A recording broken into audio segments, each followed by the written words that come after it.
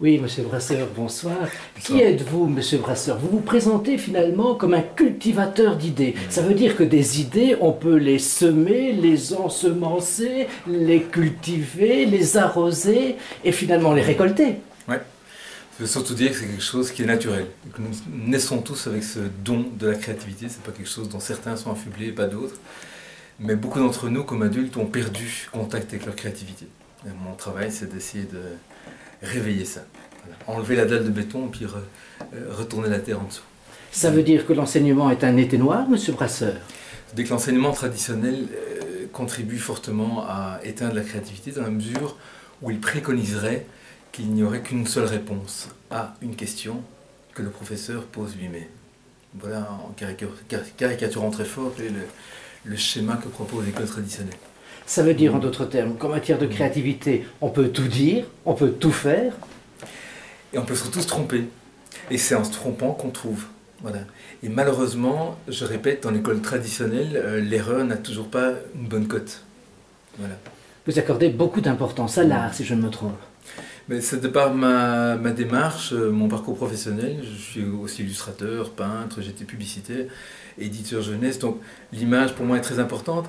Pour moi c'est un moyen intéressant d'entrer en créativité parce qu'elle permet de quitter le tout verbal et de toucher à un mode de communication qui est intuitif, direct, qui ne passe pas par un codage quelconque et qui vient chercher autre chose que la raison, il vient chercher l'émotion. À ce titre, il me paraît très intéressant. Mais donc il n'y a pas que du visuel, nous sommes bien d'accord.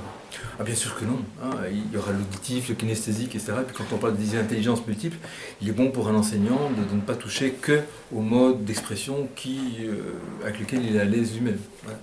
Moi je me souviendrai toujours de Michel Tournier, le grand auteur Michel Tournier, qui disait « Regardez Lady Di sortir d'une voiture, c'est tout à fait génial, c'est tout à fait extraordinaire. » Est-ce qu'il n'y a pas un peu de ça aussi en matière de créativité et de génie?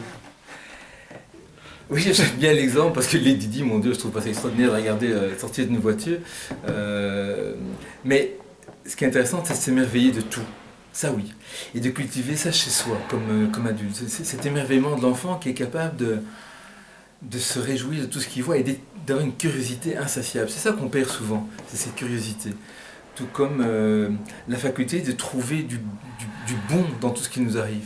Pour moi, la créativité, c'est pas juste une manière d'apprendre plus efficacement, c'est pas juste une manière d'innover avec un processus, même si j'apprends ça aux entreprises, mais c'est une vraie philosophie de vie.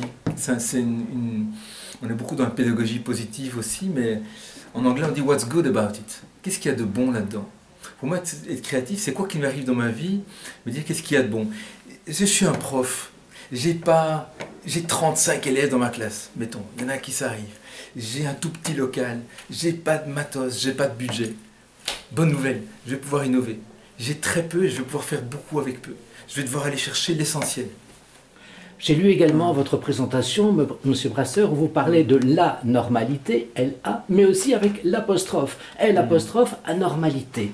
Et donc, vous allez nous parler de ça aussi. À partir de quel moment, justement, on bascule peut-être dans la normalité, ou bien vous voulez briser les frontières et décloisonner un peu tout ça, et déstigmatiser tout ça? J'ai grandi dans une école et dans une famille catholique, bourgeoise, et en bonne partie, j'ai été conformé dans ce système. Et j'ai, comme beaucoup d'autres enfants, appris que pour survivre dans le monde des adultes, je devais me conformer, c'est-à-dire faire ce que je croyais que l'adulte attendait de moi. Sans quoi, bien, j'étais effectivement stigmatisé. Et il fallait beaucoup de courage dans l'enfant que j'étais, et je n'ai pas eu ce courage. Je me suis bien conformé, j'étais un bon élève et tout. Mais il aurait fallu beaucoup de courage pour m'opposer à cela, et oser ma singularité. Et pour moi, être anormal, c'est pas juste vouloir faire l'original, c'est pas vouloir être rebelle. Carl Rogers, il dit quelque chose de très beau. Il dit, dans le sens le plus profond, être créatif, c'est se réaliser en tant que personne. Alors moi, mon sacerdoce, c'est un vrai sacerdoce. En tant que parent, parce que je suis papa de 4 enfants, en tant que pédagogue, etc., c'est d'essayer de réveiller la singularité de chacun. Qu'est-ce que tu as de particulier? Il y a Ken Robinson qui a fait le TED Talk, la conférence TED la plus connue, la plus vue. Il dit que l'école tue la créativité, mais il dit que la finalité de l'enseignement doit être de permettre à chacun de trouver son élément. L'élément, c'est quoi? C'est quand on est au carrefour exact entre son talent et sa passion. C'est-à-dire, qu'est-ce que je sais bien faire et qu'est-ce que j'aime faire? Et quand on a trouvé ce carrefour-là, eh bien ça y est. Et comment est-ce que le pédagogue peut s'éveiller pour essayer d'éveiller ça chez chaque enfant. Et de répondre finalement aux élans de sa propre nature. Essayer de se découvrir. Il y a une part d'introspection, bien sûr, dans la créativité. Une grande part. Oui, oui, oui. Il faut pouvoir se connaître. Et alors chez un enfant, c'est difficile de se connaître parce qu'il est en construction. Alors, je vais encore faire une citation, mais Gianni Rodari, qui a écrit l'excellent Remède de l'imagination, il dit « Pour se connaître, il faut pouvoir s'imaginer ». Donc je suis un féroce partisan de l'imaginaire. L'imaginaire comme manière pour l'enfant de se projeter dans les possibles. Alors qu'autour de lui, on lui dit mais t'arriveras jamais à rien, tu seras chômeur comme ton père, ou bien de toute façon t'es trop petit pour comprendre. Si l'enfant écoute ça, ça peut vachement contribuer à le maintenir dans son état inférieur pour longtemps.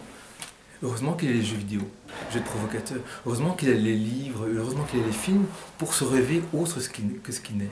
Et pour sortir du déterminisme dans lequel les adultes souvent veulent enfermer. Bien, un tout grand merci, monsieur Brasseur. Vraiment, merci.